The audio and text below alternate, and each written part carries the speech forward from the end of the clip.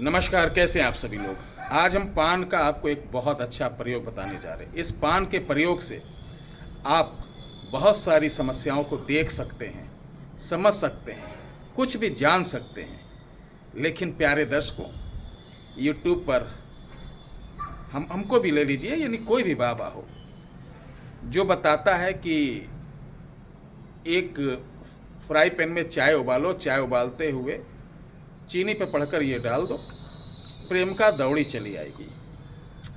ऐसा नहीं होता है। इसके लिए स्वयं की एनर्जी लगती है। कोई भी टोना टोट का उपाय करेंगे उसके लिए स्वयं की एनर्जी लगेगी। तो आज हम पान का एक ऐसा चमत्कारी उपाय बताने जा रहे हैं। इसको आपको सिद्ध करना पड़ेगा। जब सिद्ध कर लेंगे तभी आप ये सारे कार्य संपन्न कर पाएंगे। शुरू करें? चलिए शुरू करते हैं। प्यारे दर्शकों, पान की बहुत सारी वैरायटी रहती हैं। बंगला पान, देसी पान और मग्घा पान, बहुत सारी वैरायटीज़ हैं। जिस प्रकार आम, सेब, मैंगो इनकी हैं, उस प्रकार आम की भी होती है। तो इस प्रयोग में हम बंगला पान हरा रहता, चौड़ा रहता, इसका प्रयोग करेंगे। अब हमको इसका प्रयोग किस तरीके से करना, वो मंत्र कौन सा है, उसके क्या फ़ायदे हैं, चलिए हम बताते हैं। ये प्राचीन विद्या है। जब जंगलों में शिकारी लोग शिकार करते करते जंगलों में रास्ता भटक जाते थे, उस समय जंगलों में ये हम बंगाल की बात बता रहे हैं, तो जंगली बांग्ला पान होता था। उस पान के पत्ते पर ये उन लोग अमल करते थे, यानी सिद्धि करते थे। उसके बाद इस पान से पता लगा लेते थे कि ये रास्ता किधर जा रहा है, हमको किधर जाना है। सही दिशा दशा ज्ञान, यानी आप किसी के बारे में कुछ भी मालूम कर सकते हैं। नियत साफ होनी चाहिए, प्रकृति के खिलाफ ना हो, आजमाने के लिए ना हो, पूरे ईमानदारी से करेंगे तो इस मंत्र के देवता आपका पूरा सहयोग करेंगे। इस मंत्र के देवता पूरा सहयोग करेंगे। चलिए शुरू करते हैं। सब लोग अपने अपने माता पिता की जयकार बोलें। और निवेदन यह है कि आपके घर में कोई भी बर्थडे पार्टी कुछ भी हो, एक वृक्ष जरूर लगाएं। जय श्री राम। चलिए शुरुआत करते हैं। इस वीडियो के डिस्क्रिप्शन बॉक्स में वो मंत्र रहेगा। विधि यह है, किसी भी आप शुक्रवार से, वो चाहे कृष्ण पक्ष का हो चाहे शुक्ल पक्ष का हो, किसी भी शुक्रवार से आपको 21 पान लेना है। 21 पान ज़मीन पे बिछाना है। उन पानों के ऊपर आपको बैठना है। एक वस्त्र पहन के दक्षिण मुख होके, घर में भी कर सकते हैं। अब सामने एक पान और रखिए, उसके ऊपर पंचमुखी घी का दीपक रहेगा। और इस वीडियो के डिस्क्रिप्शन में जो दिया गया मंत्र है, उसको 5 माला डेली आपको 11 दिन करना है। रात को 7 बजे से 11 बजे के बीच आप कर लेंगे।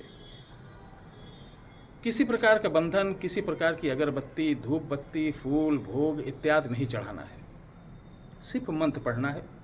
जब आप मंत्र पढ़ के उठेंगे तो दीपक को वहीं जलने दें, पान को वहीं रहने दें। सुबह उठ के वो जो 21 पान आसन वाला है, एक डिब्बे में इकट्ठा करें। जो दीपक के नीचे था वो इकट्ठा करें, दीपक वहीं रहेगा। ये सब पान 11 दिन के इकट्ठा होकर नदी में विसर्जन हो जाएगा। ठीक है। अब 12वें दिन आप क्या करेंगे, इसको आजमाना भी ज़रूरी है।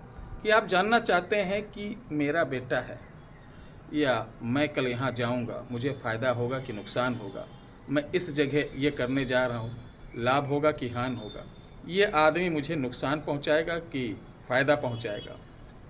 बहुत सारी बातें आप पता कर सकते हैं। लेकिन ऐसा नहीं कि किसी की बहन बेटी के बारे में कि वो कैसी है, वो ऐसा है। सिर्फ आप अपना काम रखिए।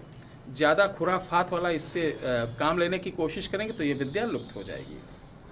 अपने लिए, अपने बिजनेस के लिए, अपने परिवार के लिए, अपनी समस्या जानने के लिए आप इसका प्रयोग कर सकते हैं, ना कि भीड़ तांत्रिक बनने के लिए कि लाओ दरबार लगाएं।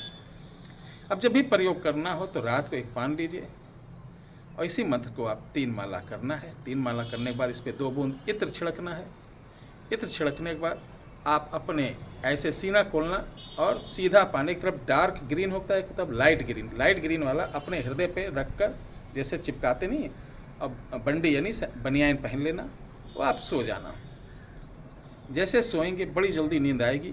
आपको सब कुछ जो प्रश्न रहेगा सोते समय पूछ लेना, सारा कुछ दिखेगा। आप अपने कुल देवी देवता के बारे में मालूम कर सकते हैं, अच्छे बुरे के बारे में मालूम कर सकते हैं, हर चीज़ मालूम कर सकते हैं इससे। अब चलिए इसका एक और प्रयोग बताते हैं। घर में 10-12 साल का बच्चा हो, उसको लीजिए, दिन में ही दिखाइए उसको, उसके ऊपर इत्र लगा के सामने उसके करो, कह दो बेटा इसमें ध्यान से देखते रहो। और इसी मंत्र को आप 3 माला करने के बाद उसके सामने लगा दो, और लगाने के बाद उसको बोलो कि बेटा सबसे पहले बोलो कि तारा आए। तो वो जब बोलेगा तारा आए तो उसको एक तारा दिखाई देगा। फिर उससे बोलना तारा दिखाई दिया, बोलेगा हाँ। तो बोलना आसन लगाए, फिर एक आसन लगेगा, कहना बेटा आसन लगता हुआ दिखा, बोलेगा। तब बोलना कि बोलो देवी आए, तब एक देवी आएगी। तो देवी से बोलना बेटे से कि बोलो कि वो आसन ग्रहण करे, आसन ग्रहण करेगी। उसके बाद बेटे से कहो ये प्रश्न पूछो, तो सब कुछ देवी उस बालक को बताएगी, दिखाएगी, और बालक आपको बताएगी। ये बहुत चमत्कारी प्रयोग हमारे देश की विद्या, हमारे सनातनी विद्याएं हैं। इनको देखिए, आजमाइए, और तंत्र मंत्र के नाम पे इधर उधर मत भटकिए। अपने ऊपर विश्वास रखिए, अपने माता पिता, अपने गुरुजनों के ऊपर। और शिक्षा बहुत ज़रूरी है, बच्चों को पढ़ाइए, और साथ ही अपने आजू बाजू अगल बगल जो गंदगी है यानी स्वच्छता पर भी ध्यान दें। जय श्री राम, हर हर महादेव।